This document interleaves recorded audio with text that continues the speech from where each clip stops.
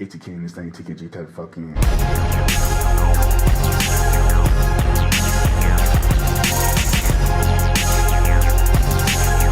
ATK in this thing, TKG, what is good with y'all, man? Listen, y'all see the title, I know exactly what we're getting into, man. This is the 2025 ATK End of Year Awards. Yes, sir. And I know it's November, but I ain't gonna lie, the way 2025 has been going, yeah, I'm good, man. We can about call this the end of the year, because if anyone drops anything in December, it's really too early to say, oh, this is one of the best of the year. You know, because I'm somebody that likes to let a little time, you know, just digest some stuff. So it would just feel unfair if I said, hey, this person dropped in December and it was the best I heard. And that kind of invalidated everything dropped in the past 11 months. So I don't know, you may think that that's stupid, but yeah, that's how I'm going about it. I also am disqualifying Tom MacDonald and Dax this year. I'm not gonna lie to you. It was brought to my attention when I was streaming one day that those two are just so easy to pick on, and I absolutely 100% agree. Tom MacDonald literally does not make good music. It's just, at this point, it's impossible for him to make a good song.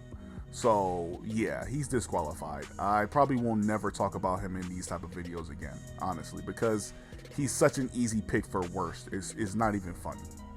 And Dax is just super corny. I actually think he's capable of making good music. It's just hard to recognize it because he's such a cornball. So yeah, that's how that's gonna go. And of course, a lot of these awards are named after rappers. So you might see a Jay-Z award, you might see a Drake award. Don't feel confused when that happens. I just wanted to be creative here. And of course, one more thing, well, two more things. We already know what I'm about to say here. This is my personal opinion, so of course, get in the comment section, call me a bitch ass nigga or whatever you want to do in the comment section, or say I'm goated or whatever the case may be. Doesn't matter. Super inclusive. I don't mind criticism. I don't mind praise. They're both more than welcome here. So tell me, how you feel about it and everything. And of course, hopefully y'all enjoy.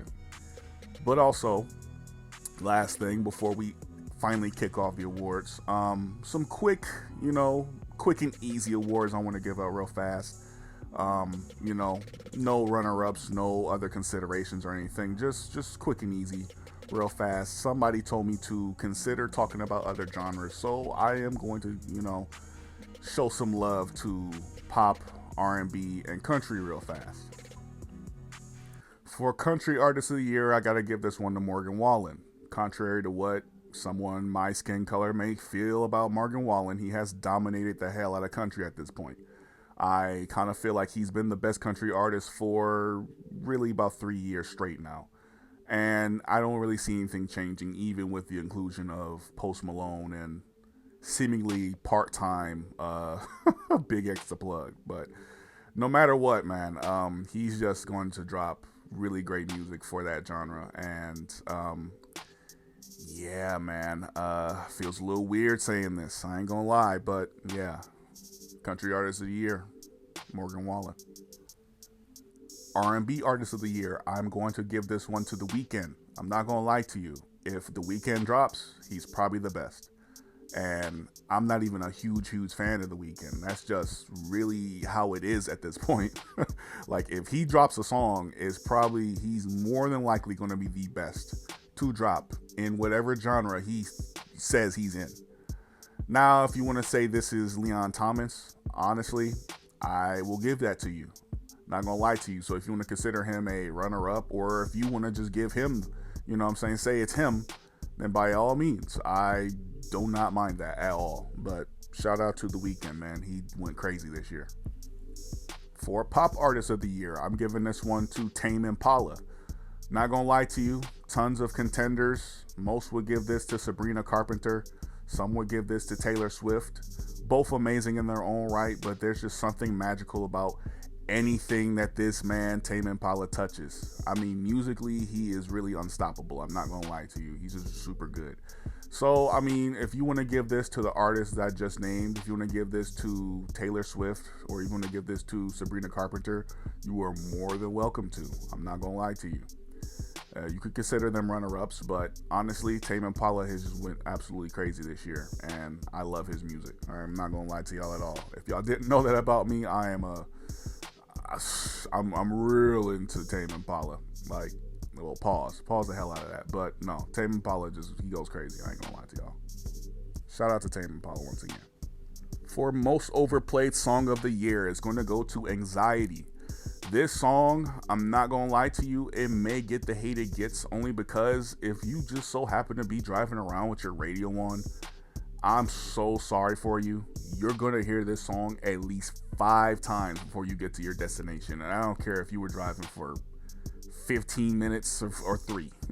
You're still gonna hear it about 5 times. 3 on the low end.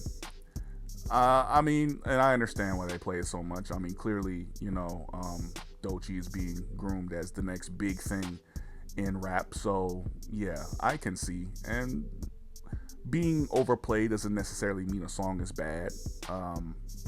But, yeah, man, I ain't gonna lie. People really don't like this song.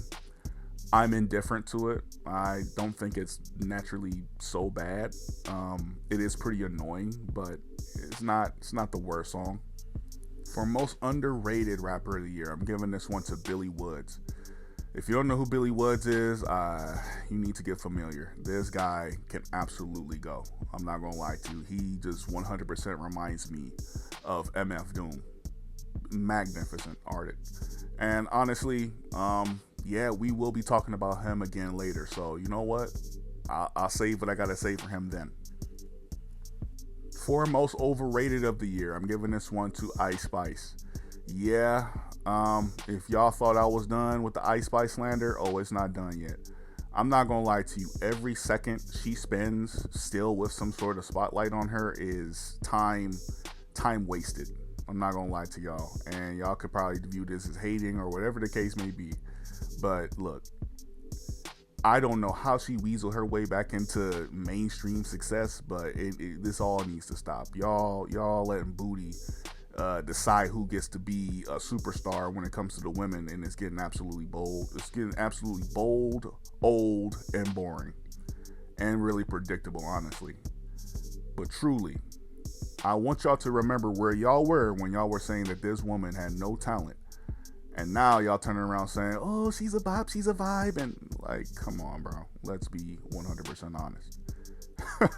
What bop and what vibe? Nothing changed. Literally nothing at all.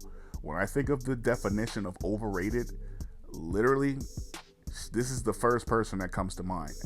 In recent memory, at least. For worst XXL freshman of the year, I'm going to give this one to Laserdisc 700. So, look, man, I know that I slack sometimes on the XXL content, but I will cover them in these videos now. So, yeah, whoever was the overall best, overall worst, I will talk about here.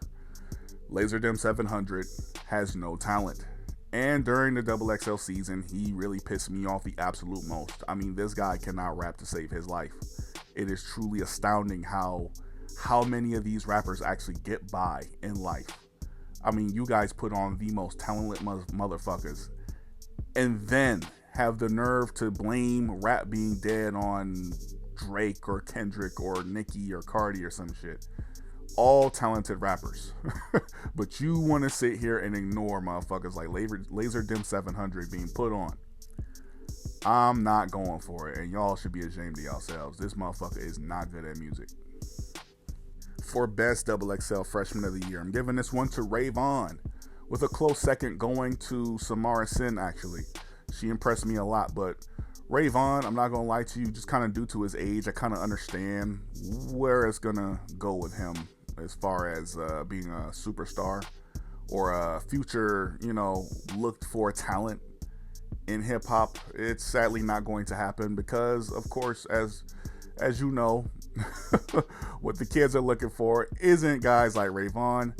They want to hear guys like Baby Chief do it. They want to hear guys like 1900 Rugrat. Hey, maybe on a lesser scale, they want to hear guys like YTB Fat. But honestly, yeah, it's kind of a wonder that this guy even made the class, because really and truthfully, he is really a clean spot on a trash can. when it comes to the 2025 XXL cover. Him and Samara Sin are refreshing listens. So if I can recommend you anybody from that class, I can recommend you him. I can recommend you Samara Sin. I can recommend you Lo Shimmy. But I cannot really truly recommend you anyone else on that class. I mean, of course, Ian Triplin as well, but really and truthfully, yeah, come on now. If it took Tyler, the Creator, years to blow up, then it's going to take him years to blow up too. And now we are here to talk about the main awards today. Now we're going to kick this off with the Soulja Boy Award for Worst Song of the Year. Now, kicking this off will be Peanuts to an Elephant by Lil Wayne, What the Helly by Rob 49, World War III by Kanye West. Did I just say Kanye West? Oh yeah. Cousin by Kanye West, Meet Your Padre by Drake, and Plaque Boy Max by Fivio Foreign. Now, before I talk about anything on this particular category, I want to let y'all know something. When I was picking everything, I had to make sure that was 100% confident in all of these picks. And boy, oh boy, of all the fucking categories, I am the most confident in this one. All these songs pissed me off to no end. I don't care if it was in a reel on Instagram. I don't care if I just randomly heard it.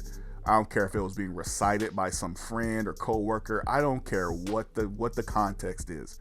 All these songs pissed me off to no end. Oh my goodness.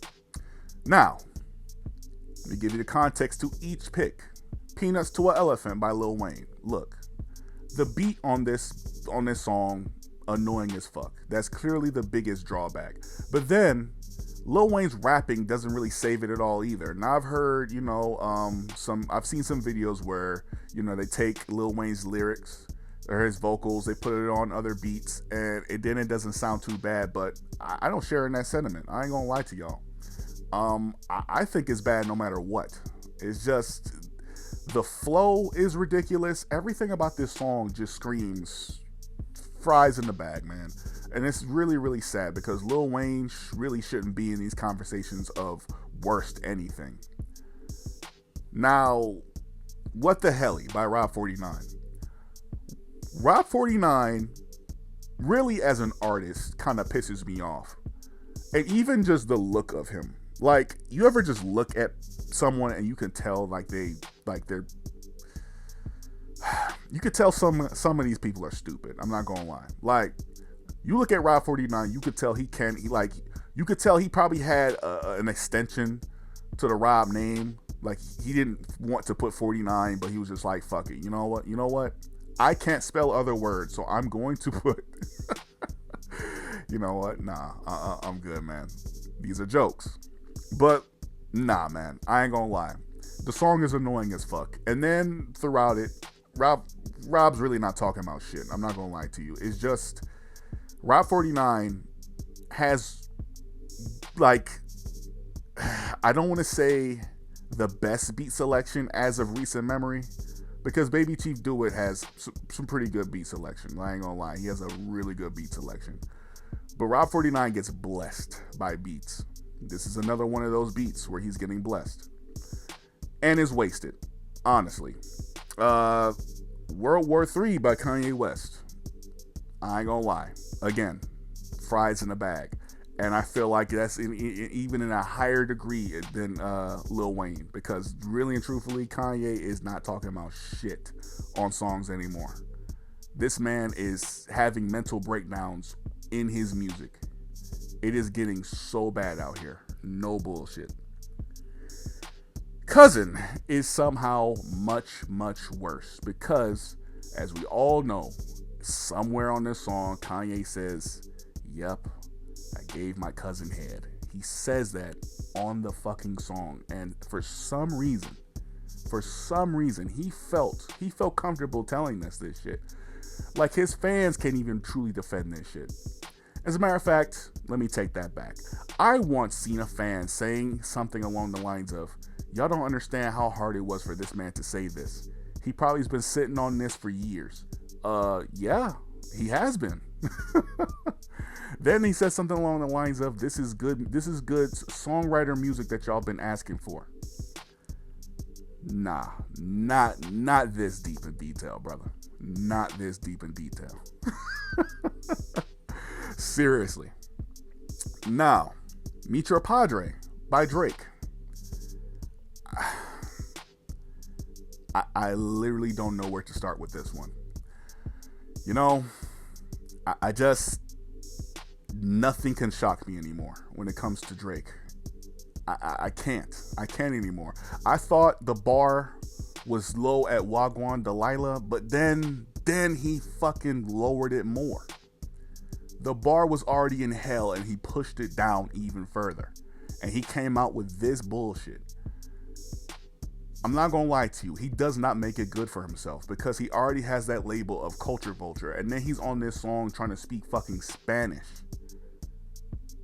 What the fuck? Who allowed him to do this shit? He already tries to get away with patois, and he's not fucking Jamaican. Let me let y'all know that right here, right now. There's not a piece of his blood that's fucking Jamaican. Someone needs to box him every time he says these fucking words. But whatever. It's Drake, so he'll get away with anything. Quite literally anything. And last song, Plaque Max. I'm not gonna lie, the premise of this fucking song is enough to think that this dude is a fucking cornball. Because he wasn't allowed to smoke in a room with Lil TJ around Plaque Max, him and Lil TJ took it upon themselves to, say a bunch of bullshit at the expense of a whole fucking streamer when they're fucking multi-platinum recording fucking artists. Yeah, they thought that this was gonna get them some street cred. And Fivio Foreign is probably the lamest because this motherfucker's 35 beefing with a whole, I don't know how old Plaque Max is, but come on now. How is Plaque Max the mature one? And if you've watched Plaque Max, it's literally impossible to think he could be the mature one in any situation. But somehow he comes off more mature than a 35-year-old illiterate New York man. This is sad shit. But beyond that, this song is so fucking forgettable. It's played in reels and stuff like that because, the beat's okay.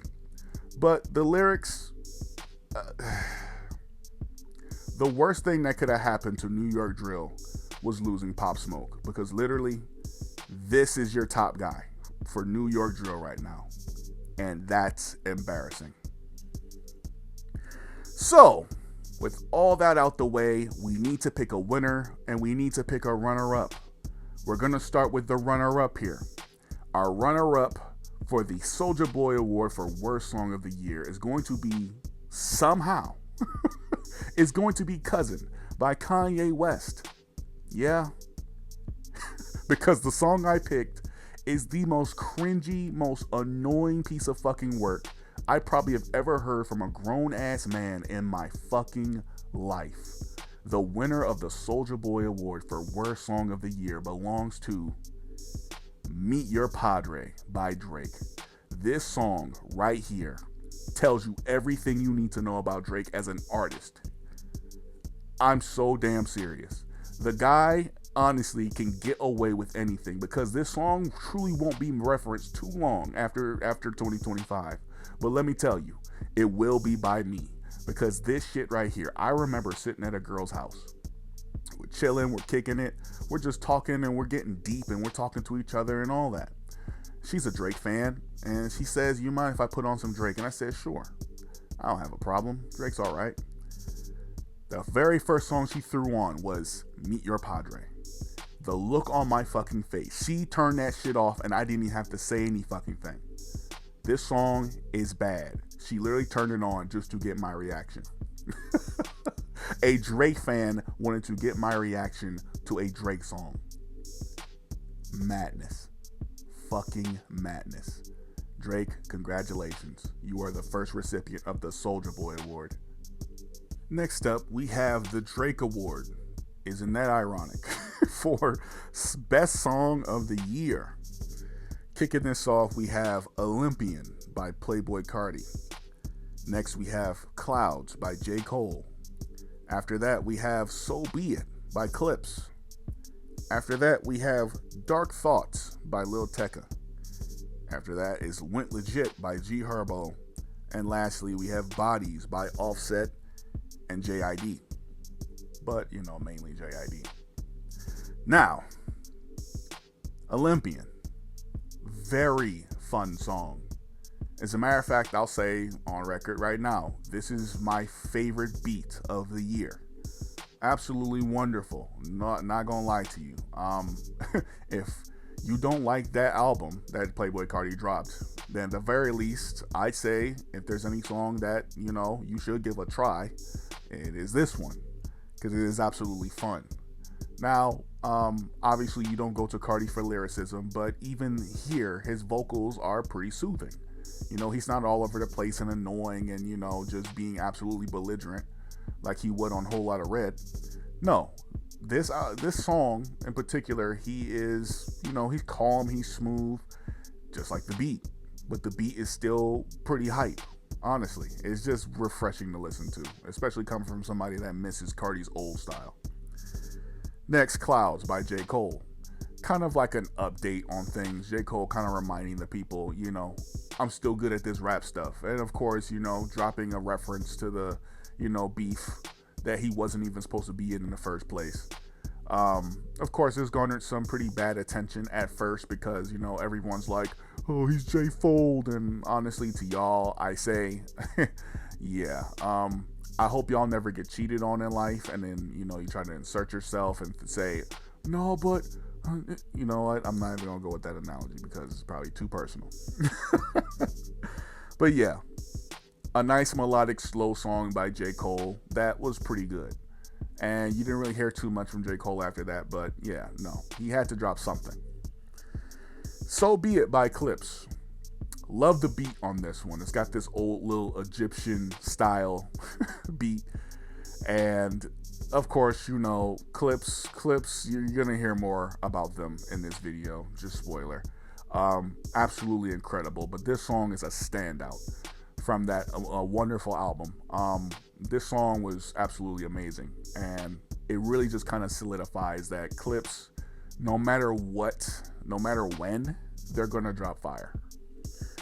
Dark Thoughts by Lil Tecca. Very fun song. Before I even knew Pharrell had anything to do with this, the beat told me that Pharrell has something to do with this, and it is crazy. But no, this song by Lil Tecca is very fun, and I'm not gonna lie to you. I feel like this song reminded everyone that Lil Tecca basically is gonna drop an anthem a year. I know on my podcast with Trey and Rob, I spoke about a future of the hip hop industry, and really and truthfully, if you're not propping up Lil Tecca to be that, then something's very wrong. This song is indicative of what you can expect for about a decade and a half from Lil Tecca. Seemingly, we're having a sound switch in hip hop, and if this is anything that I could get used to for the next decade, then it's something I'd very well want to get into. Went Legit by G Herbo. Very raw song. Now, I talked about beats. This beat is incredible, and G Herbo rides the hell out of this beat. But usually in your G Herbo songs, you get a song about struggle and all that stuff. The very opening line on this song, I'm pretty sure at this point, I mean, you've heard this probably everywhere. Reels, you probably heard this at parties. It doesn't matter. At this point, it doesn't matter where you're at. This is probably the most acceptable song to play in any setting. Driving around, boom. Party, boom. I don't care what's going on. If it's a lit situation, then this song's getting played. And of course, Bodies. Now, a lot of people probably seen Offset and JID on the track, and they said, had a mixed bag on it just because of Offset in general, but it flows very well. These two, if they decide to become a tag team or a duo at any point, I would accept it. They flow off of each other extremely well.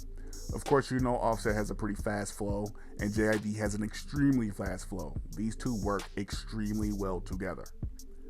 I mean, they're both from Atlanta, correct? So yeah, I understand.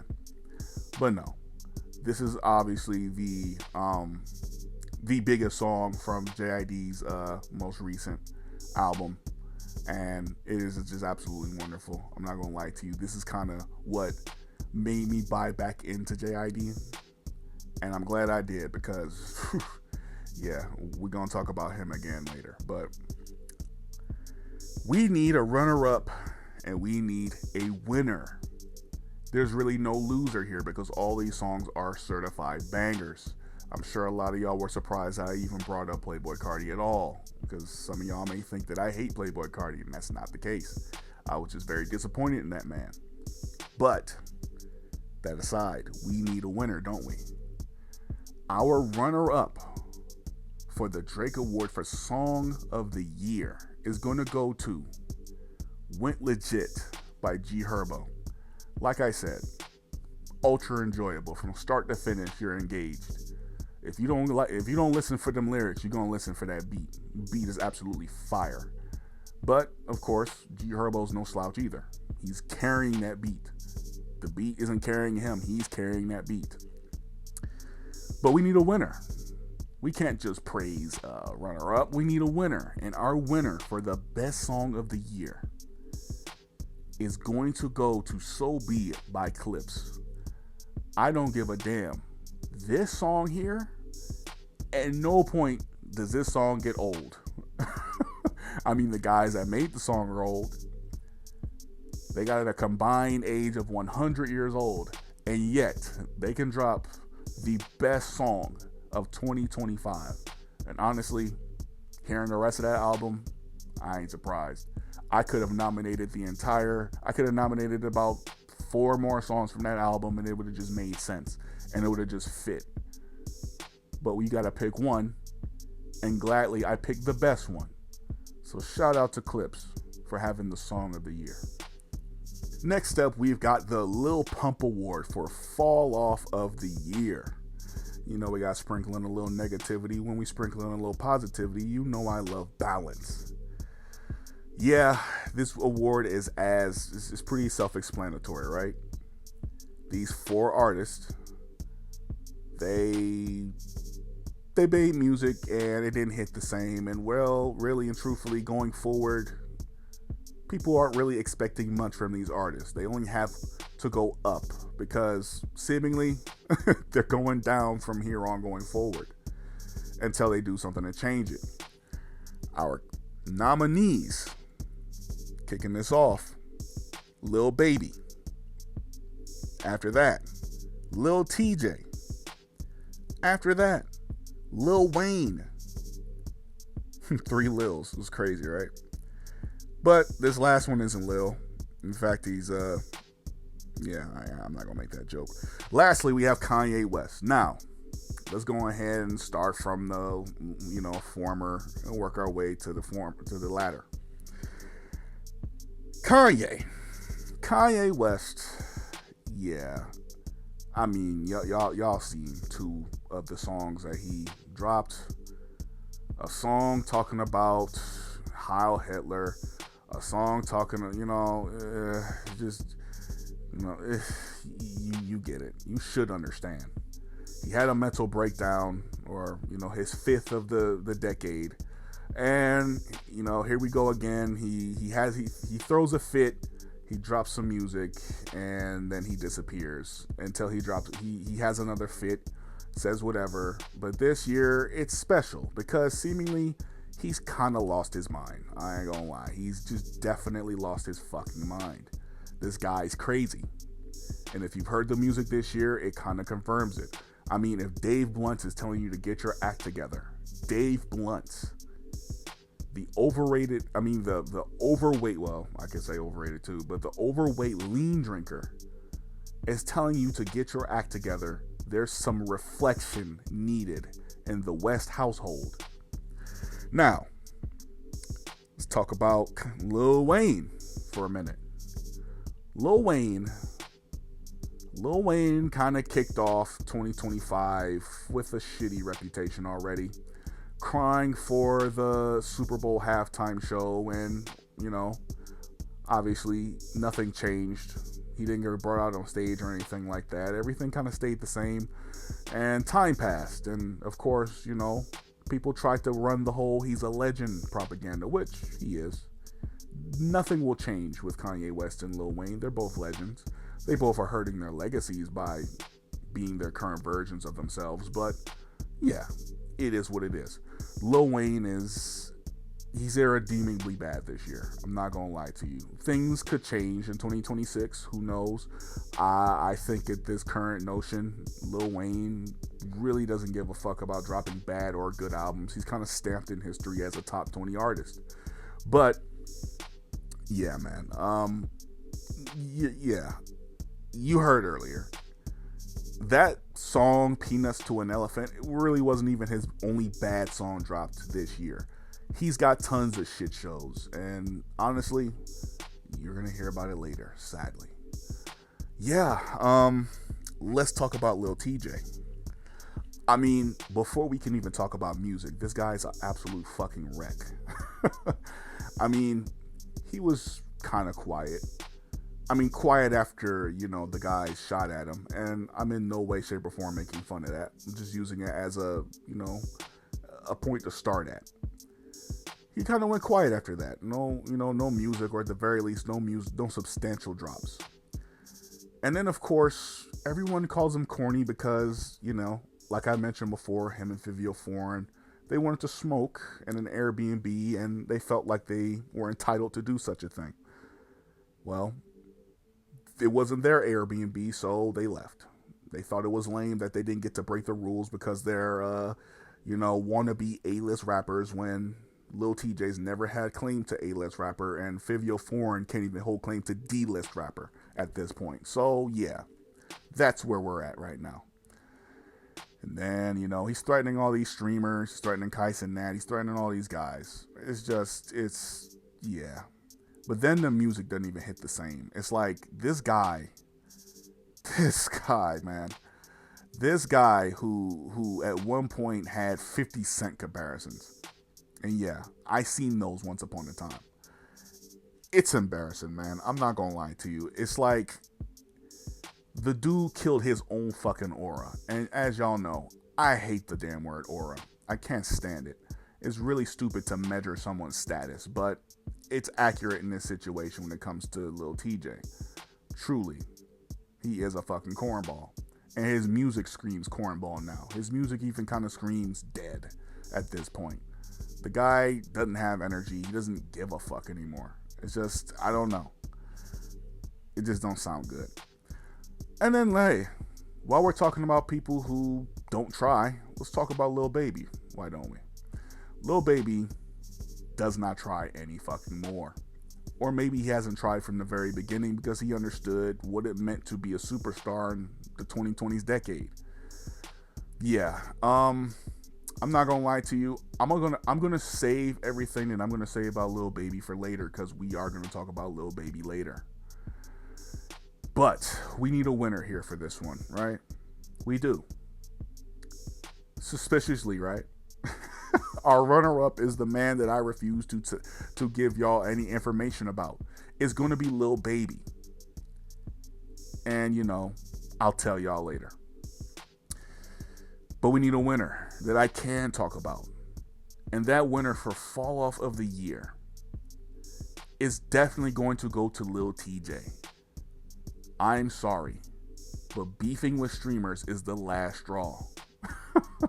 It's absolutely crazy that Plaqueboy Max in 2025 can outstream and outrap Lil TJ, who was once held up in such high regard, a man who once upon a time could drop a top 20 hit, a man who was on the XXL cover and looked like a very, very bright spot in that class. And now he's beefing with streamer producers. It don't get no lamer than that. But beyond that, the music tells the entire story on this entire thing. Now, why didn't I pick Kanye? Why didn't I pick Lil Wayne? Because Lil Wayne and Kanye are legends with very, very dedicated fan bases. They both can get over this. Kanye can be quiet and then drop an album and then do pretty well afterwards. So he could pick himself back up. He's got one of the most delusional fan bases out. And then, of course, Lil Wayne, he's never really going to have too bad of press for too long. I like, Lil Wayne's done bad before, but yeah. He's bounced off of it just because, I ain't gonna lie, Lil Wayne could drop 3 bad songs and then 10 good songs. So, yeah, people tend to not care too much. It's kind of the same way some people view Eminem. Eminem could drop a corny song or 3, but then drop the most legendary fucking 15 songs right after that.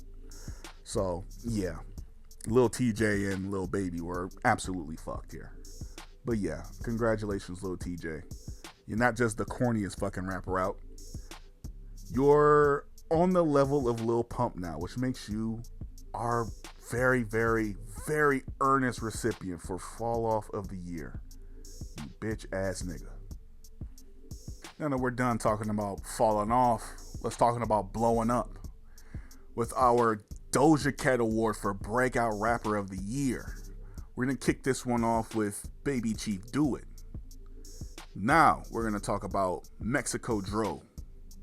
After that, we're going to talk about G3, or LiAngelo Ball. After him, we're going to talk about Low Shimmy. After him, we're talking about Nino Paid. And lastly, we'll be talking about Laser Dim 700. Yeah, I told y'all, I don't do the bias shit, okay? I can recognize talent, I can recognize this. Yeah, no, we don't do the bias shit over here. I literally said Morgan Wallen was the best country artist just earlier. So if you missed that, yeah, I said that as a black man in 2025. So, not biased. But yeah, let's talk about Baby Chief Do It, shall we? This guy, and wow, I still cannot believe how young he looks. But then again, he is literally 18 years old, 18 or 19. I think he is literally 18 years old, which is absolutely crazy. Now, if we truly are having a sound switch in this new generation, then Baby Chief Do It is a leading candidate to lead it on into, the next era. But he's pretty big right now, and people love his sound, and they love how he moves and all that stuff. Me personally, yeah, I'm not a big fan of teenagers talk about running on ops and fucking a bunch of bitches and all that stuff. But all the same, I do understand where his popularity comes from. Now let's talk about Mexico Dro, a platinum recording producer who's produced for Cardi before. He held his, had his head down, and really this year is the year where we struck gold once again. Now, I'm led to believe that Mexico Dro's always been rapping, but this year with the help of a lot of plug channels, he's blown up. He's blown up and he's deserved it. I'm a huge fan of Mexico Dro. Now, just because I'm saying that doesn't mean anything, or does it? But yeah, look, Mexico Dro, this is literally the definition of breaking out. A guy that maybe a lot of you have not heard of on a casual standpoint. But now you do know about him if you're on Twitter at least. Yeah, this guy's good. He's good as hell. And on top of that, really, when we talk about subject matter, this is one of the most refreshing listens I probably have ever had in rap, ever. The guy just really talks about grinding and owning up to your shit, taking accountability and going to fucking work and hustling. I love it. I absolutely love it, man. Just a God-fearing man that's telling you how God-fearing and respectable and all that stuff. It's wonderful shit. No lie. Refreshing. G3. So, look, you don't know who LiAngelo Ball is. Yeah, okay, cool. You don't know who G3 is, then, okay. But if I didn't pick Anxiety for most overplayed song of the year, then I most definitely would have picked Tweakers, because that song, I can't escape it. It was in 2K. It's on the radio. You watch any type of NBA, you're gonna hear it. It's every damn where. Okay, literally everywhere. So no, you quite literally cannot escape it at all. But yeah, thanks to that song and a few others from an album that he dropped, yeah, this guy is he's well on his way to blowing up. And well, I mean, he already blew up, but he's well on his way to feeling like a star. I feel like after one more year of relevancy, we can confidently say that this guy's a star because seemingly, as 2025 is considered, he is a star, or at the very least, he's a hot commodity, which can be confused as stars. But yeah. After that, we have Lil Shimmy. Pretty respectable music, honestly. Yeah, I ain't gonna lie. I heard a song from him recently, and I forgot who he was with, but it was one of the worst fucking songs I've ever heard in my life. But then again, he has the tendency to make good music too. As a matter of fact, if I give you a good little probability, it's 9-to-1 ratio, 9 times out of 10, he's gonna make you some good music. He's gonna make good music. But clearly, yeah, he has this. He can't make a bad song. I'll probably, 9 times out of 10, I'm either gonna plug the song or we'll just, I'll just reference it at the end or something like that. But no, it was so fucking crazy, and it was his vocals that made the song bad too. But no, this guy, not gonna lie, versatile as fuck. He can rap, he can sing. It's wonderful. Now let's talk about Nino Pade. Refreshing topic matter, honestly. And that's really where it ends with him. But we talk about everybody from the XXL class. I feel like he's probably the most popular, next to, obviously, G3. But, on a long-term scale, I definitely can see Nino Pade being, the guy out of that class. And really, I can see him leading the next generation, too. He's really not outside his wheelhouse. He's super young. So, it can happen. Lastly, let's talk about Laserdisc 700. Now look, I think he's dog shit. I think the guy's really bad at making music. I think he's basically kind of like I don't know what to accurately compare him to. I was going to say Cardi, but I can actually understand Cardi sometimes. This dude dead ass be sounding like Courage the Cowardly fucking dog on some songs. It is just...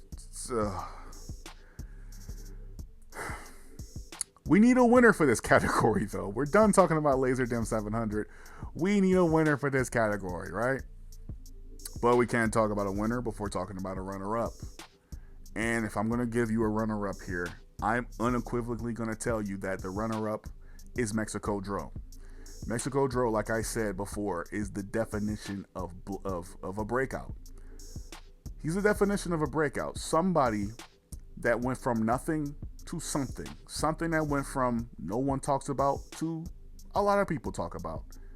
This guy sonically is one of the best that I've heard, but on a long-term scale, maybe you think this guy won't be around too much because seemingly, he's good at making beats, so clearly someone's going to reach out to him on that endeavor. But on a rapping tip, I'm not going to lie to you, I would love to hear more from Mexico Dro. He's clearly a talented rapper.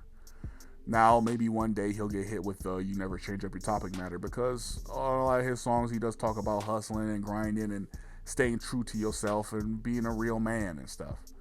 So, yeah, maybe, just maybe, because of how I know how this generation of music fans are, they'll they'll say that about him. But I'm not going to give a damn because it's refreshing to hear that topic matter.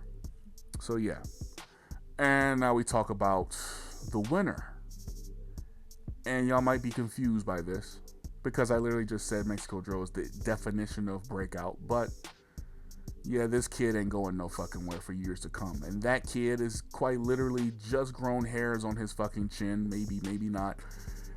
Baby Chief Do It. Baby Chief Do It is so clearly and so obviously about to be someone that's about to be making hits for a few years. He's quite literally already he already has a pretty dedicated fan base, and it's always a little weird when teenagers have dedicated fan bases because how? But yeah, no, this kid's about to be pretty damn big. Really and truthfully, I could tell you everybody on this is going to be pretty big, but not bigger than Baby Chief Do It. This kid's got something special going for himself. And by special, I really mean, youth. That's it. The relatability of youth. But I'm not here to slander him because I do think that he's going to lead this next generation into something either special or ass. Beyond any case, he's 18. We've got 10 years to decide his fate. Next up for the Iggy Azalea Award for Worst Female Rapper of the Year, we're kicking this one off with JT. Then we're going to talk about Pluto. No, not not Future, not even Lil Uzi Vert, but there's a female rapper going by the name of Pluto. After her, we're talking about Young Miami, City Girls Reunion. Look at that. After her, we're talking about Alabama Barker, which, yeah. After her, we're talking about Bad Baby. Yeah. Sadly, after her, we're talking about Sexy Red. And contrary to what y'all may believe, I tried my hardest not to put Sexy Red on here, but I just can't defend it. I cannot defend it. I actually tried not to put her here, which is why I announced her name last, because if this was last year, I would have announced her name first, but we're maturing here. So yeah, sadly that's the case. But let's talk about everyone, shall we? JT. I mean, what can we even say at this point?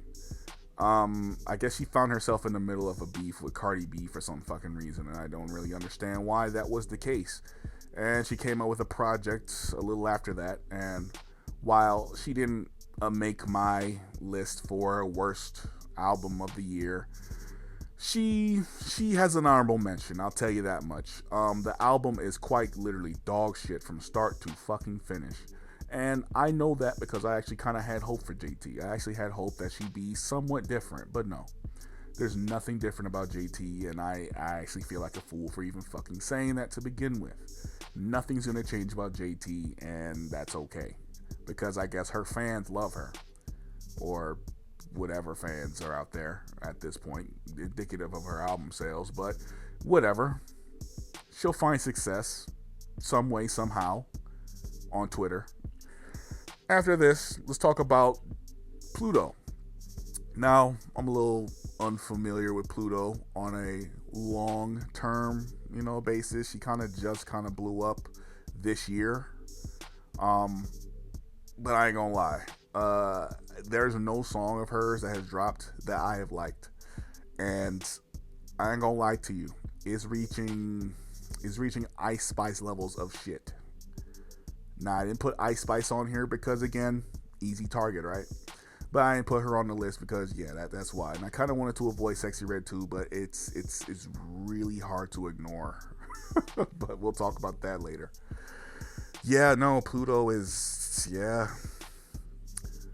I'm going to get another couple years of hearing some big booty, fucking knuckle dragging, fucking talentless hack talk about fuck niggas and just all this bullshit. So yeah, we get rid of one and two more appear.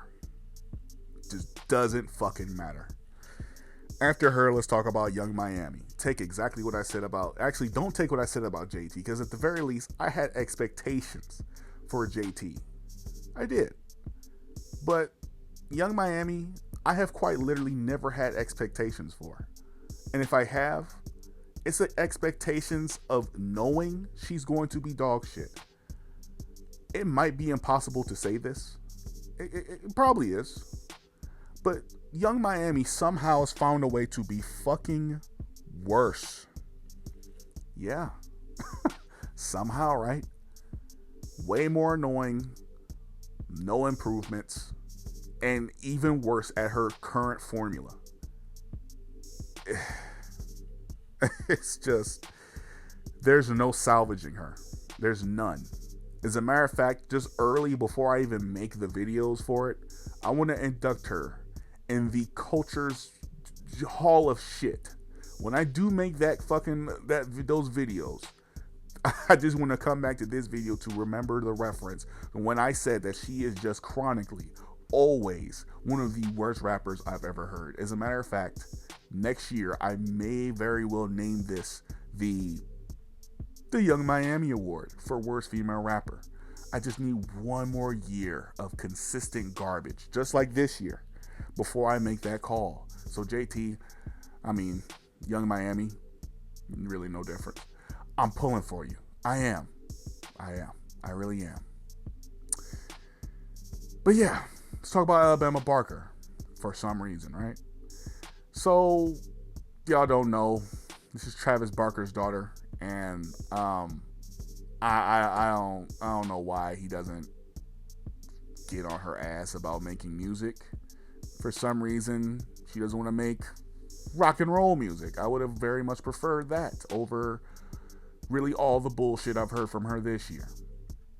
Every lyric that I've heard from her is just time that I will never get back, and time that's probably dedicated to the fucking clock that's ticking for the time spent in heaven or hell for me. As a matter of fact, if I am unfortunate enough to go to hell, any song from her is going to be the song that I hear on my way down. It's that bad. She can't rap. She has just, you know what?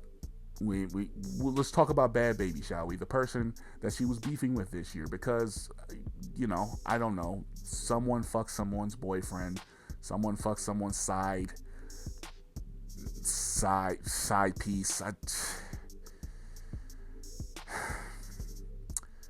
You know, this is shit the Shade Room likes to cover, and I'm not that guy. So yeah, Bad Baby was equally garbage, which is unfortunate because I've said on some occasion that Bad Baby doesn't sound that bad, and she's just made that take age like fucking milk. So yeah, thanks a fucking lot.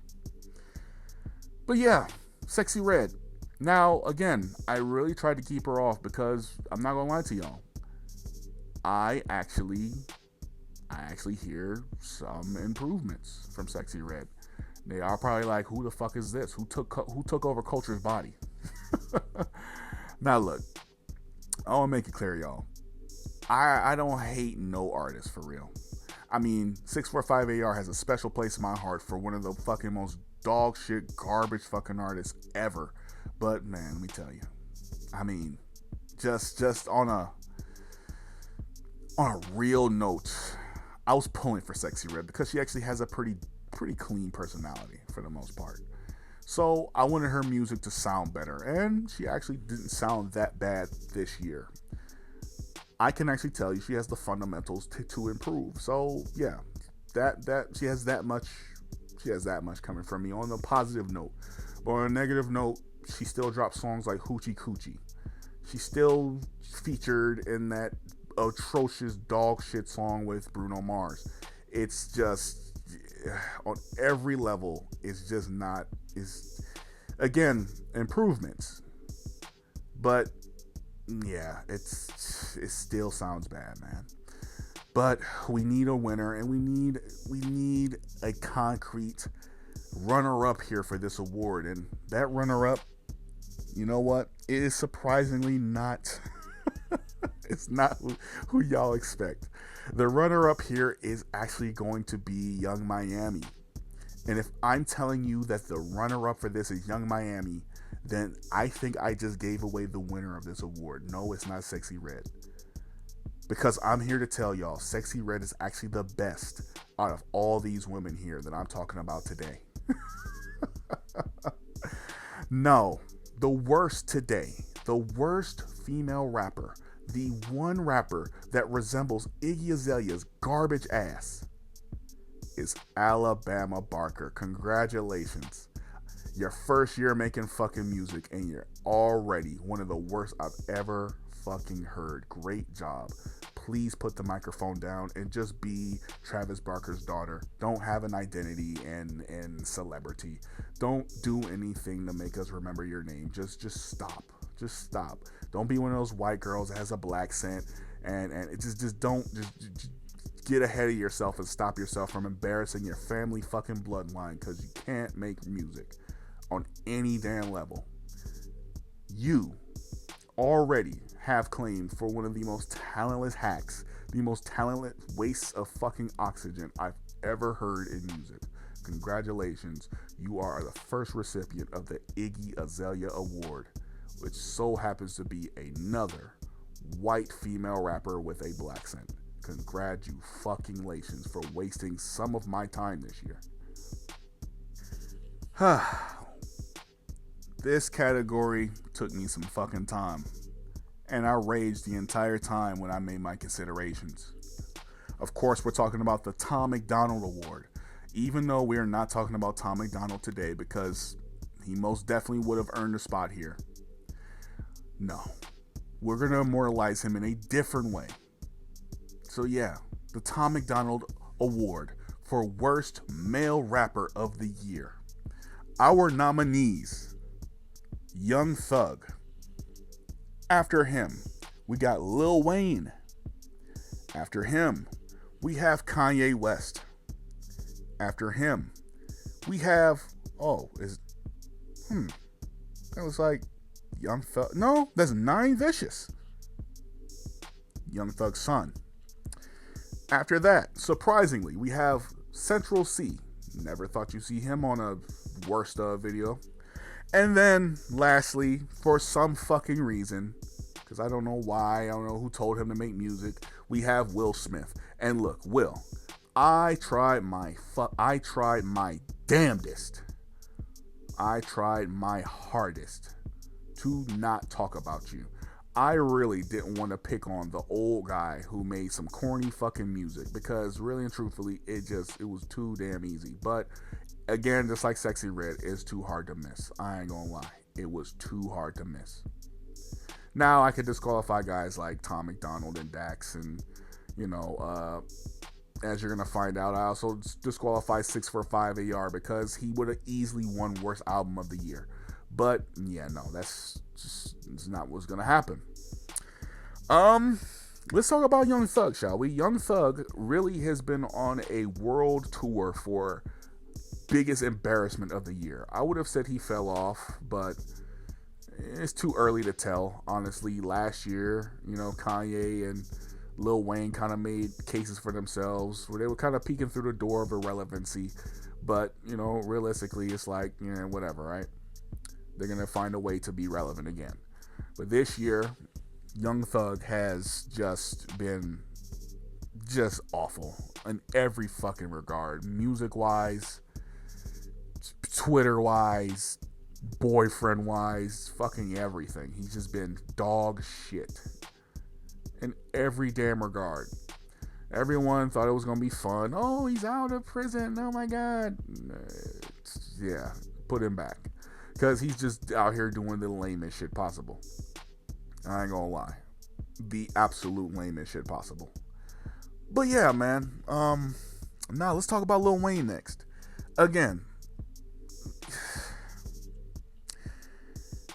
Yeah, let's talk about Kanye, right? Kanye West is, again, we just want to talk about world tours for who's trying to embarrass themselves the fastest.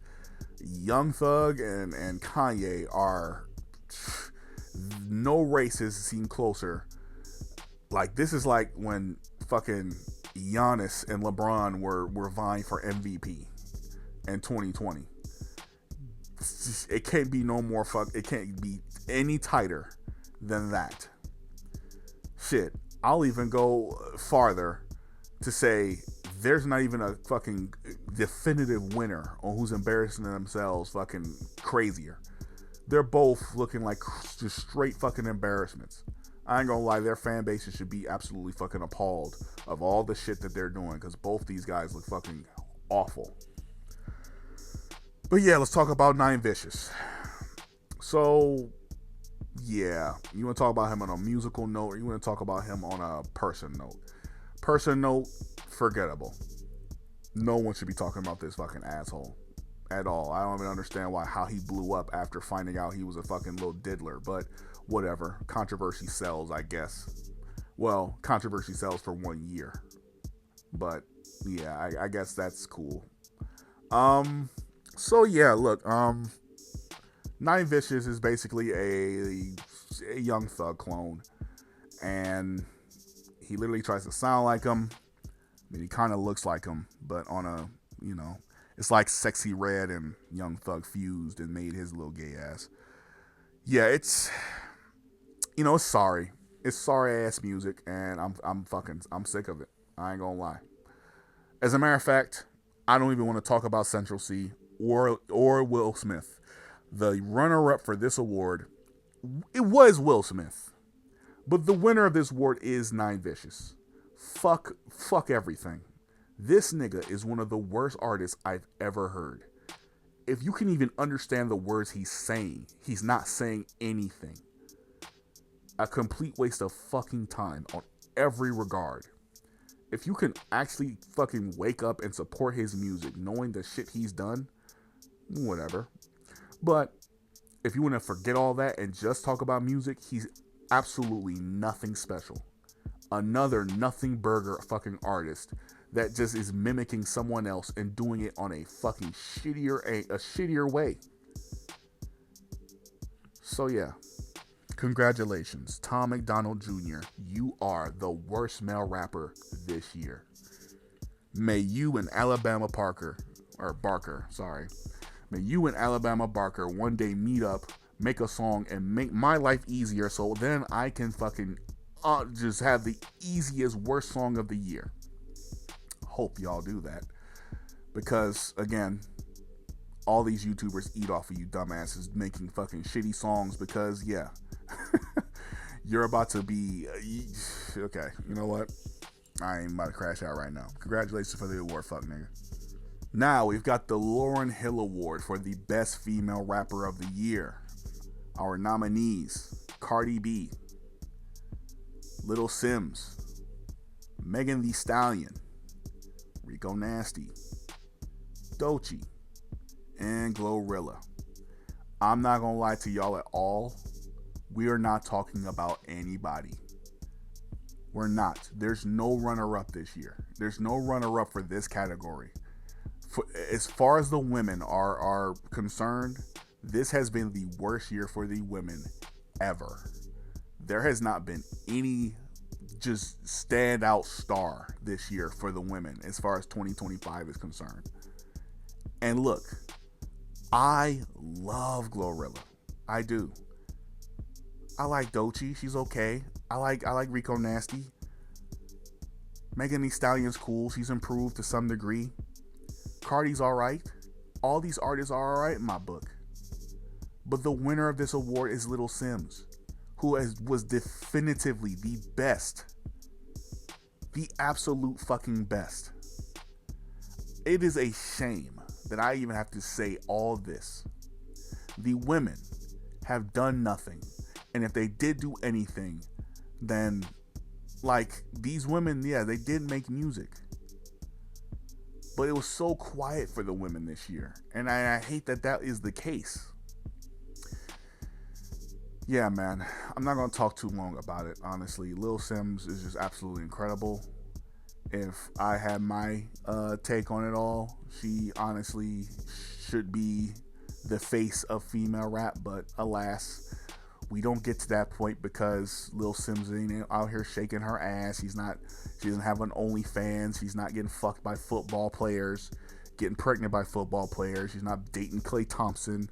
You know, she's not having mental fucking breakdowns and publicizing it. She doesn't have an overplayed fucking song, and she isn't dating Brandon fucking Ingram.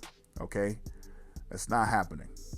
She keeps away from the drama, and that's what kind of, yeah, I ain't gonna lie. If you want to say that I'm bullshit for saying this, then fine.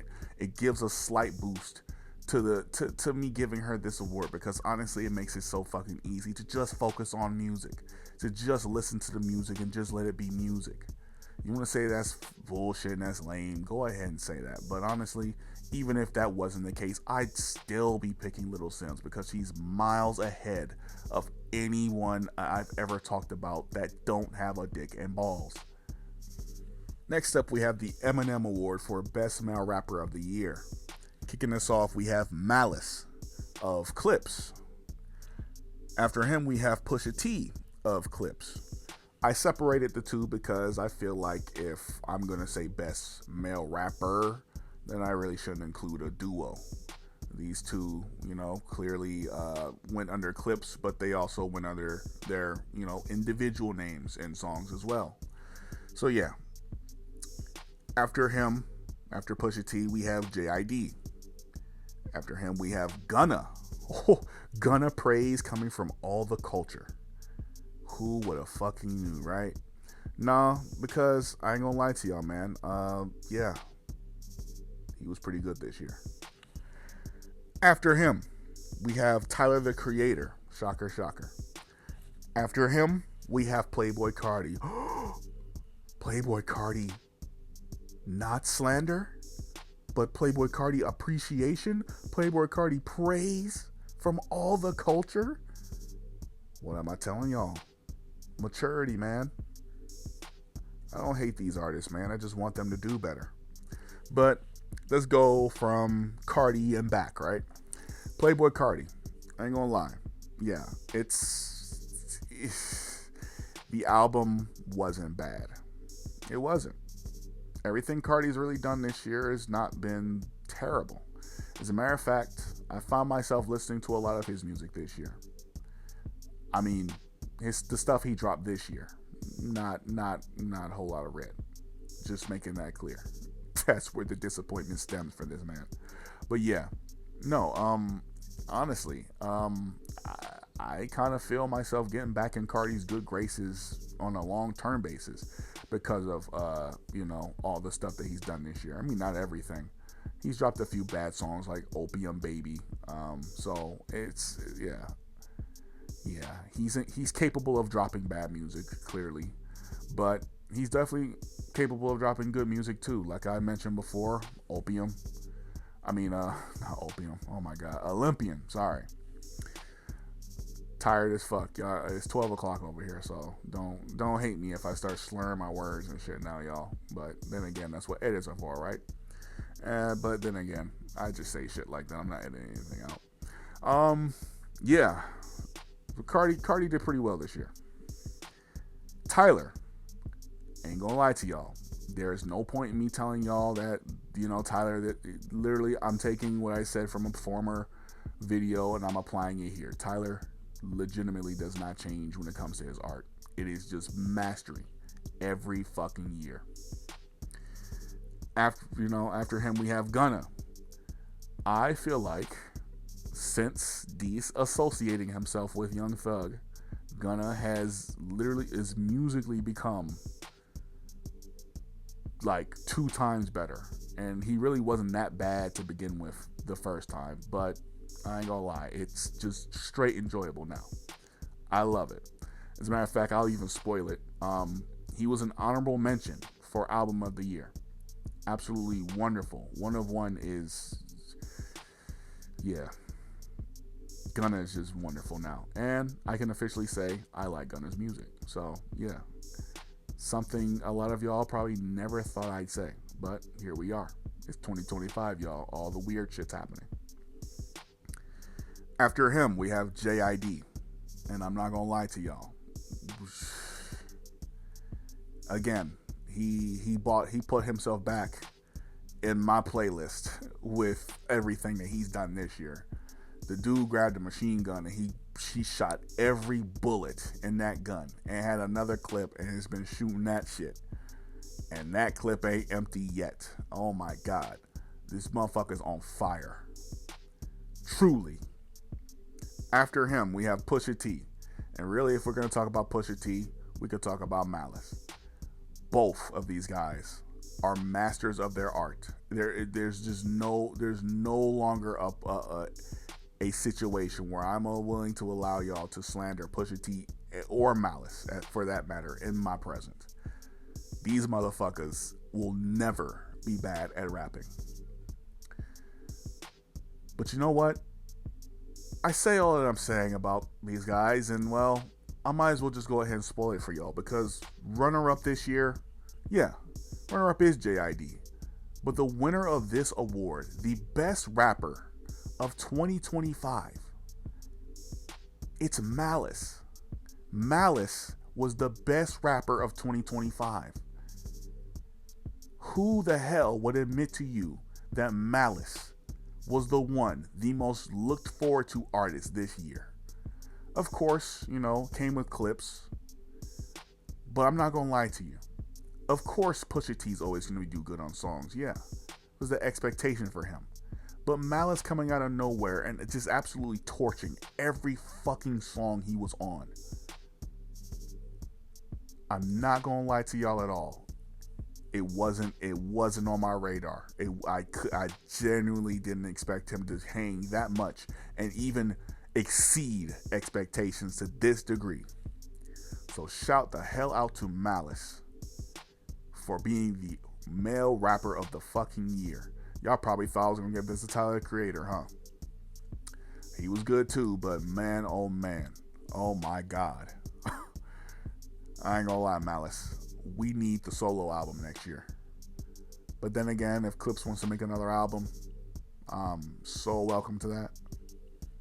We are down to the final 2 categories for this video, and I just want to say, if you're still watching this, I appreciate y'all watching this, man. I had a lot of fun finding the categories, the nominees, and everything for this, and I had a lot of fun, man, and I look forward to doing this every single year if I'm still a YouTuber, I'm still a content creator, which I don't plan on changing all that, and I don't plan on getting sappy with y'all either.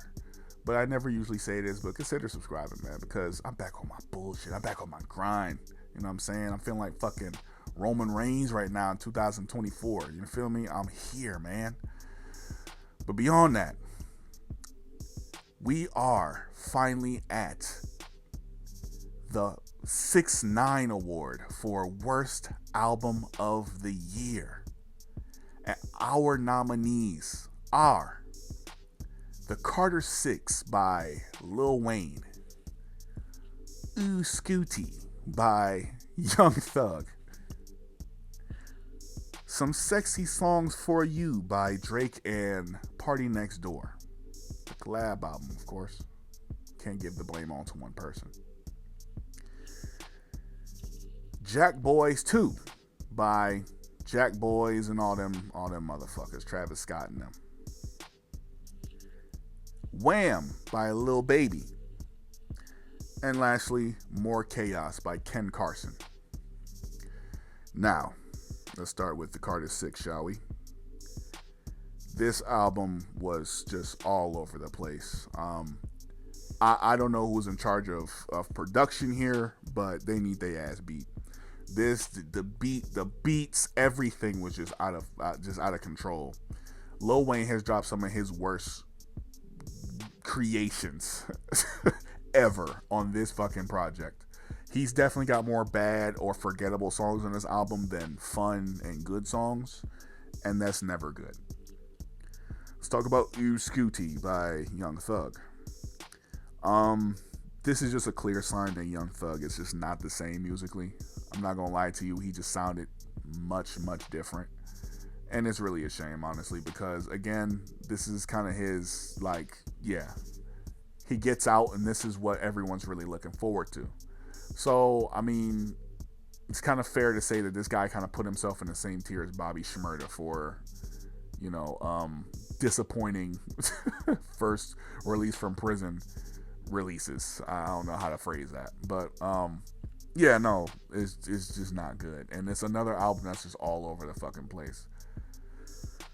Yeah, let's talk about Some Sexy Songs for You.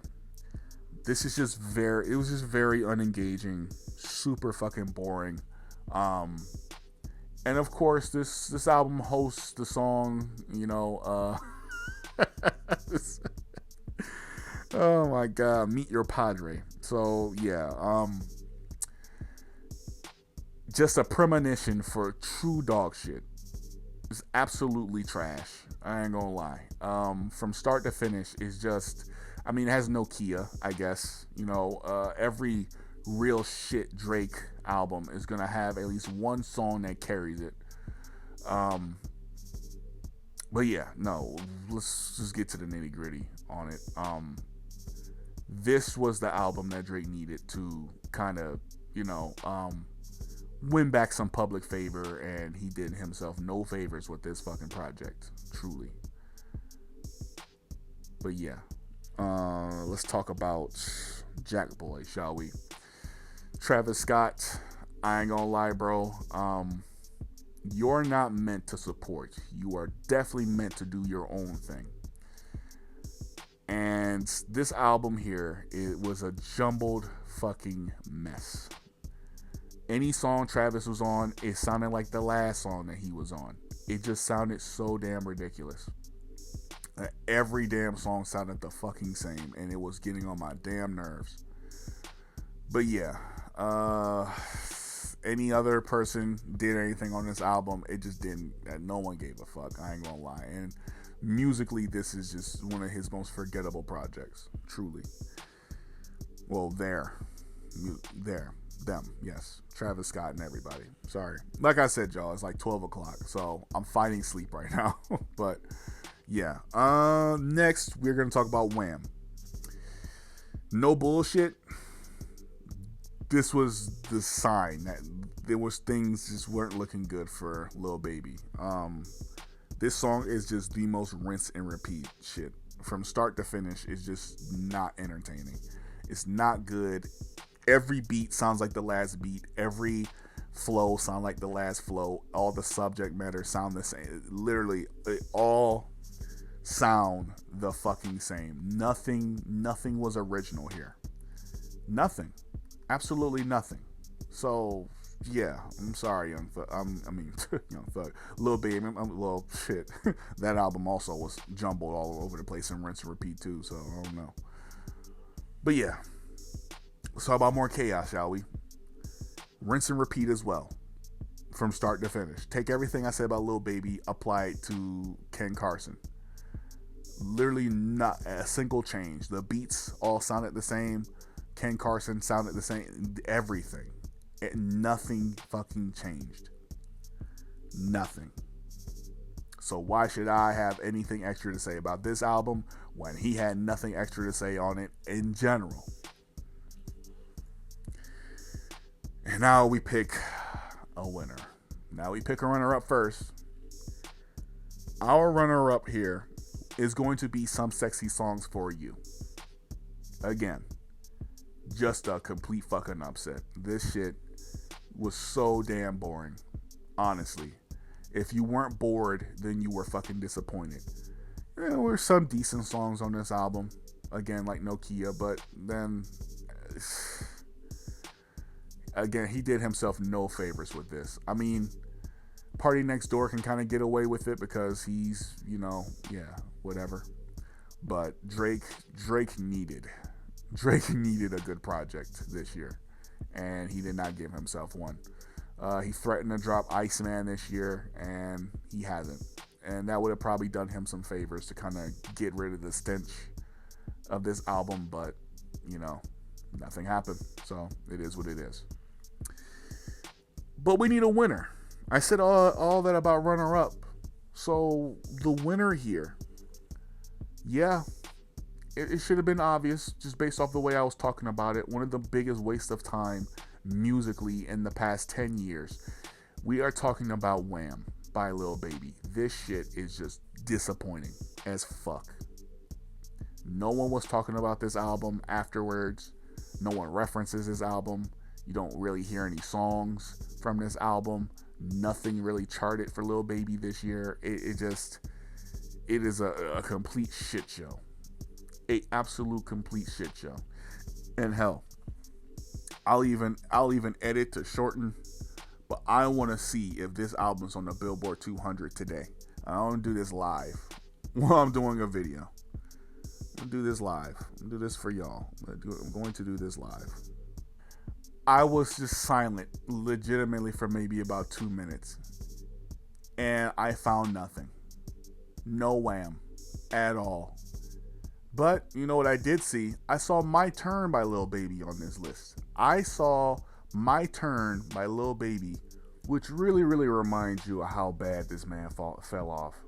I mean, seriously, we all remember where we were when this man just absolutely blew the hell up. There's no way he went from that rise to already kind of just being a wow, we used to listen to him. Like, that's absolutely insane. And look, I'm sure some people are going to be like, yeah, okay, well, he already fell off. So, like, why are you being so harsh? Why are you just, not letting it go? Listen, man, knowing that he's already kind of not shit, and then he kind of drops an album to confirm that he's not shit, really, really, really, really puts the nail in the coffin for him, for me. So, I mean, seriously, going on from 2025 and beyond, I hear any type of promo on Lil Baby is going in one ear and out the other. Because seriously, this guy has fallen from grace at a speed that I didn't even know was possible. I mean, this guy literally had like 1,000 damn hits in a year, in a span of 2 years, really, even. And then boom, nothing. No one cares anymore. And I ain't falling for the bullshit. People want to trick you and show you, oh, all these people are listening to this song on Apple Music. And yeah, whenever you bring up Lil Baby in conversation, it ain't never no good conversation to be had, man. People do not actually care about this fucking guy. Seriously. So, I don't know. If you wanna care about word of mouth, then that's cool. He's probably still a mainstream superstar to you. But to me, this dude is not only fell off, but he's not making good music anymore. And the final category of this year is going to be the Jay-Z Award for Best Album.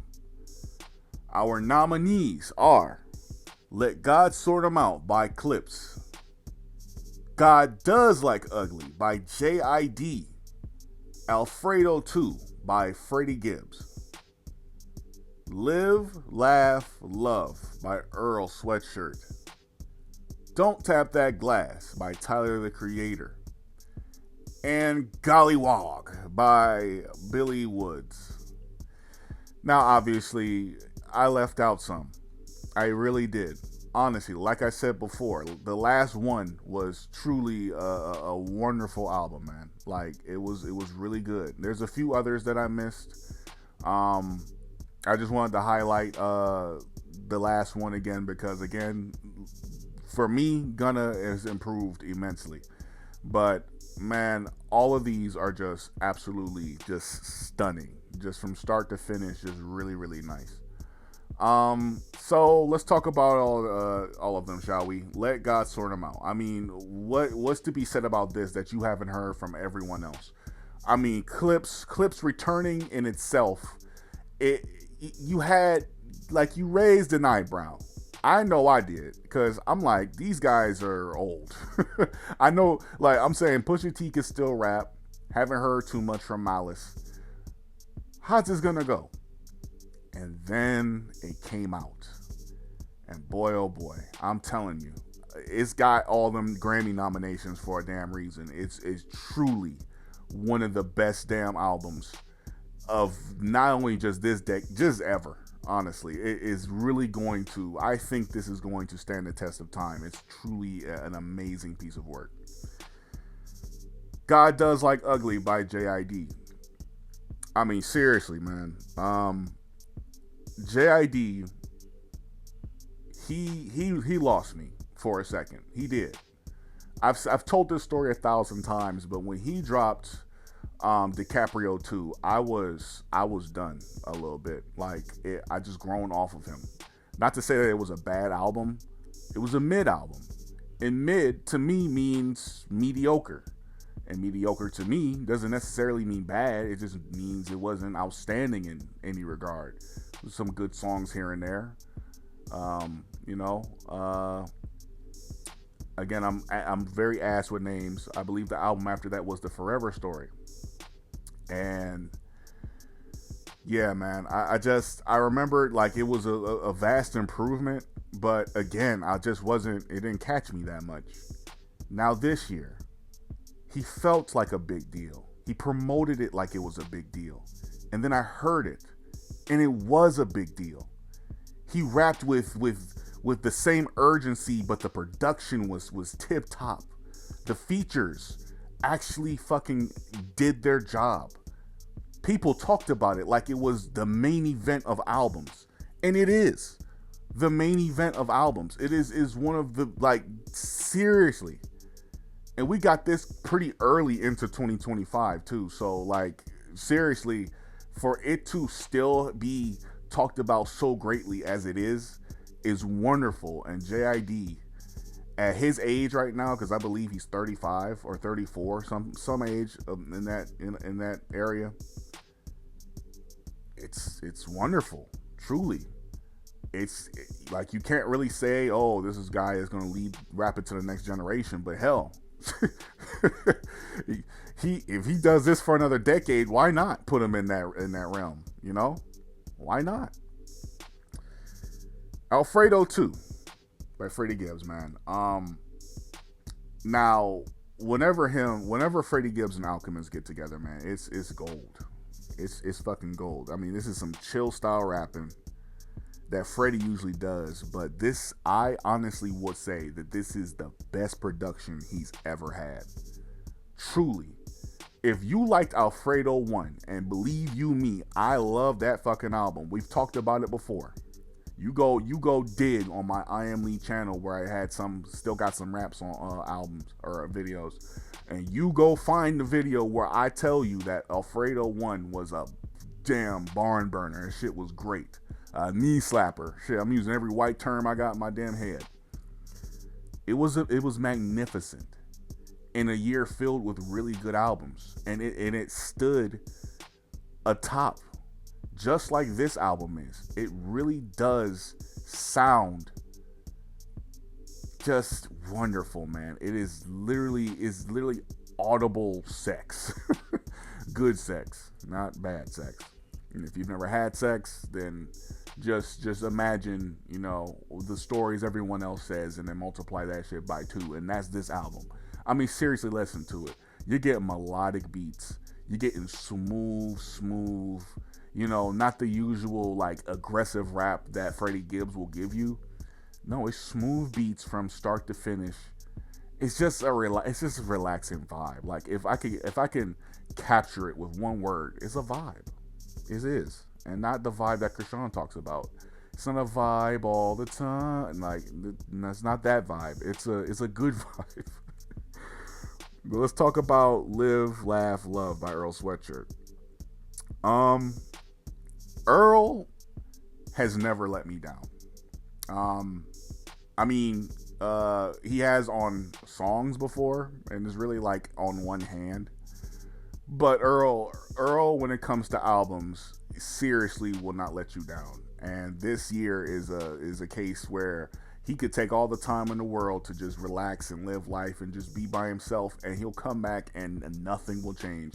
The guy will just dominate. He will just go the fuck off, and he will just drop something that is just transcendent. The man's wordplay is just really second to none. I mean, seriously, you listen to this album, you gotta throw some glasses on, get a book nearby, and you might as well just study, because you gonna learn. Like, his word scheme is so incredible. Seriously, I mean, to me, it's a slow down, like emotional kind of conscious rap, and it's something that Earl Sweatshirt really does like do extremely well. So like take the past 2 albums and somehow this kind of stands out. I mean, personally, look, I'm not gonna sit here and say this is his best project, but sitting in his discography, this definitely is top 3 as far as I'm concerned. I mean, it is wonderful. The beats are slow, like it's the same kind of vibe like Alfredo 2, only this one definitely is slow. And like, it's just wonderful, man. I ain't gonna lie to you. It's fucking art. That's the one word I can give you. Art. It's art, bitch. It's art. Don't Tap the Glass by Tyler the Creator. So, like I said, what else is there to be said about Tyler and albums at this point? The dude can't miss. He really can't miss. Something just flipped in his head. Not to say before he went mainstream he was like not good. He was already good before, but now the guy is like seriously like this is a run I have never seen before. He hasn't dropped a bad album, dead ass, like since Cherry Bomb. And that album is basically a decade old. Basically, right? It's insane, man. I mean, what else is there to say? I talked about it in my Greater Ain't video. Tyler is one of the most consistent artists of this generation. And if you said that he was the best rapper today, you go right on the fuck ahead. I had him in my best rappers category, and honestly, you could give that shit to anyone I nominated, and I will not even, like, seriously, even if this year was quiet, the best of this year, seriously, did really damn good. The worst did really damn bad.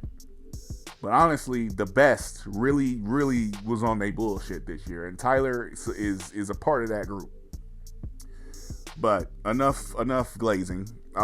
This album, like going into it, if you haven't heard it before, it's kind of like a fast-paced kind of West Coast style.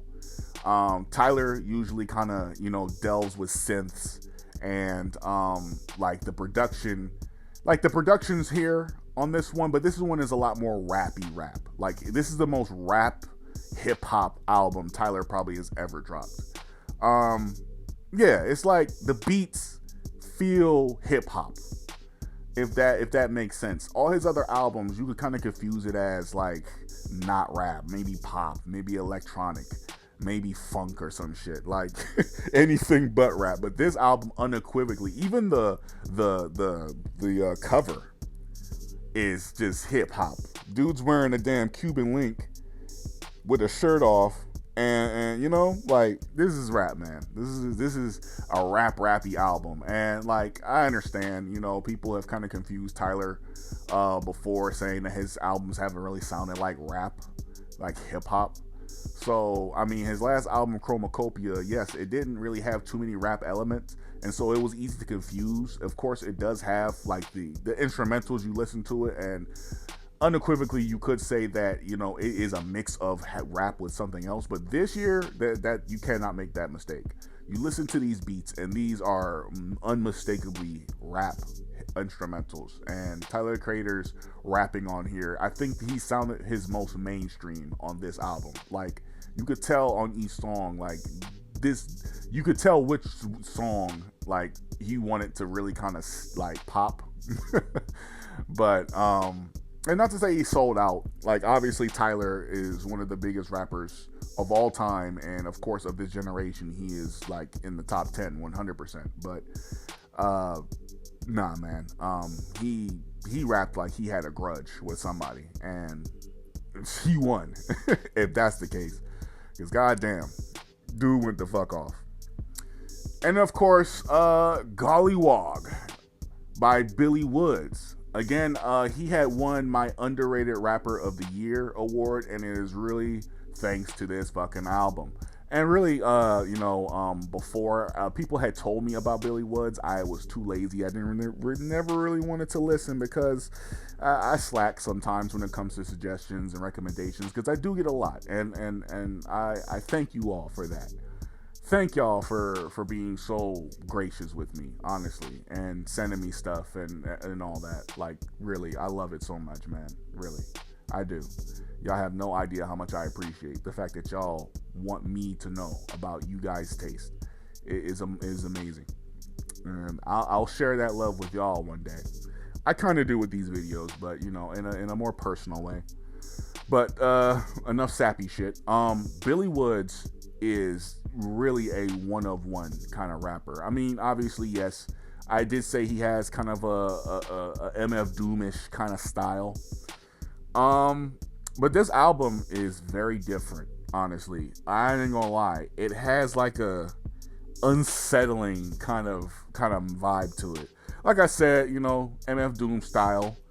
But this album in particular just has scary vibes, ominous kind of subject matter. Like each beat kind of sounded scary. Then you listen to the lyrics and they all sound kind of like, you know what I'm saying? Like this is boogeyman rap. Even the album cover, you know what I'm saying? That looks like damn Huggy Wuggy sitting down in the woods. You imagine if Huggy Wuggy, if y'all played Poppy Playtime, you know what Huggy Wuggy looks like. Just imagine that motherfucker just walking around in the streets. I ain't gonna lie. I just go ahead and end it all. Like, you win, bro. You got it. But no. The album is just scary from start to finish, and it kind of has a continuous subject matter. All the beats are scary. All the lyrics are unsettling. They're unpredictable, and they're meant to get under your skin and make you feel some type of way. And it did.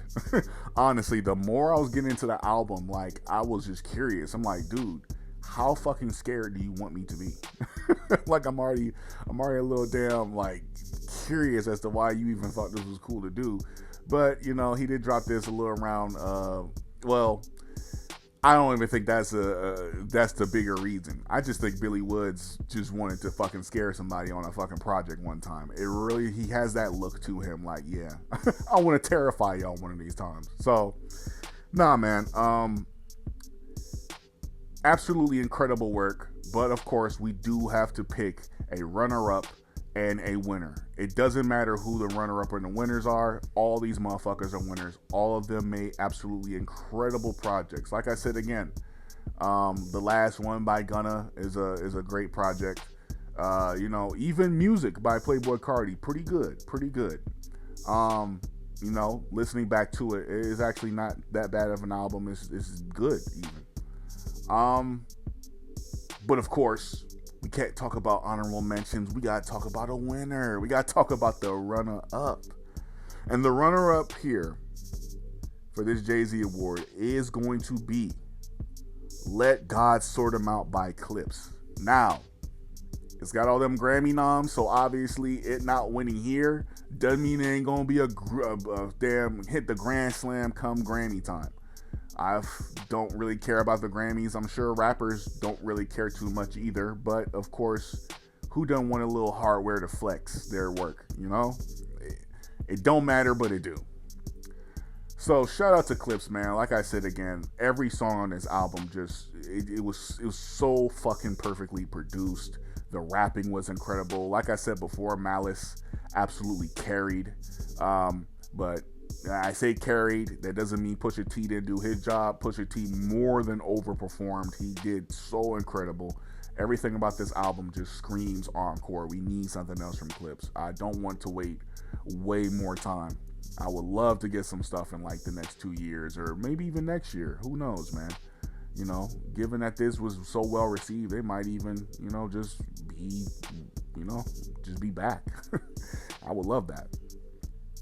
But we spoke too much on the runner-up. We need a winner here, man. We need a winner. And this album is the ultimate winner. The album that I keep going back to. The album that sticks the hell out this year. The album that was perfectly produced. That was just had the best damn rapping from start to finish. The main event of all albums, like I said before. The winner is God Does Like Ugly by J.I.D. Yes, J.I.D. has revived himself and has dropped the best damn album, in my personal opinion, of the year. J.I.D. seriously has just, like, I think this might be his new magnum opus. Truly. I think this might be that one for him. This might be that album for him. Like before, yeah, you could say it was the Never Story, You could say it was the debut. Or not really the debut, but the one that we all know and love. The first one that we all got hip to. You could say that was his best. But I think he's outdone himself. I think This is his new number one. And it may stand the test of time, y'all. And I do honestly believe that looking back on 2025, the album that's going to stick out the very most, if not the Clips, if not Don't Tap the Glass, hell, if not, you know what I'm saying, Alfredo 2, it is 100% going to be God Does Like Ugly. And this is JID's iconic drop. Shout the hell out to all these albums, but definitely shout out to Clips. And definitely shout out to JID. Y'all did y'all fucking thing this year, man. Y'all did y'all thing. And there you have it, y'all. Like I said before, man, I had a lot of fun recording this. I had a lot of fun really honing in and listening and revising and making sure that the picks that I had were really my picks and really something that I wanted to stick with. And I feel comfortable in all of these. Someone may say something about me putting Ice Spice here, even though she didn't drop that much. But I want y'all to understand, any drop from Ice Spice, to me, with her having some sort of spotlight on her, to me, is her being overrated. So if that definition is not good enough for you, you really, truly fucking think that I'm hating on her, then give it to fucking Dave Blunt. If you don't think Dave Blunt's dropped enough damn music, well, alright then, give the shit to Young Thug. If that ain't good enough for you, then at that point, I'm going to send you my address. You can come over here and you can suck my dick. But, hey, it is what it is. You know what I'm saying? Like, again, with the fall off of the year, if you didn't like Lil Baby being a runner-up and you think, oh, well, whatever, you know, he didn't really, like, it is what it is with him. Like, he's already fell off. You can give runner-up to fucking Kanye at that point then. Take Lil Baby off and insert, I don't know, Trippie Redd. I had a plethora of options, so it didn't really matter. But of course, like, other than that, I mean, everything else is kind of, yeah, it's set in stone, and I don't think anyone would have any problems with, you know, I mean, R&B Artist of the Year. Someone may say Leon Thomas. I would agree with you there. You know, standard stuff, man. Standard stuff. So, yeah. Tell me how y'all feel about everything here. I know this video is probably going to be like a, you know, definitely longer than 30 minutes. Probably a little under an hour, maybe even over an hour. But it doesn't matter, man. I'm here to entertain. I'm here to give the good shit to my good motherfucking subs. And I love how this year flowed. And honestly, I'm talking about video-wise for me. I love how this year flowed for me. And honestly, man, I'm truly looking forward to 2026, and hopefully we can kick this up a notch, man. We fresh got 500 subs here, and honestly, let's see if we can get another 5, man. Let's see if we can raise that all the way up to 1,000, man. Let's see if we can get that 1K. See if we get that 1K, and then after that, we can shoot for 5,000, man. And I mean, at that point, yeah, we'd be right back where we started on the other channel. But beyond any case, man, yeah, shout out to TKG, man. Shout out to everybody here. I'm talking like, you know, the year is about to end and we got a month left. My birthday ain't even happened yet, in December 17th, y'all. But yeah, shout out to y'all, TKG. Shout out to y'all, and beyond any case, vibe, have a good time, be peace, love peace, be positive in them comments, and if you want to be toxic, be chaotic. I'll see y'all later, man. Peace out.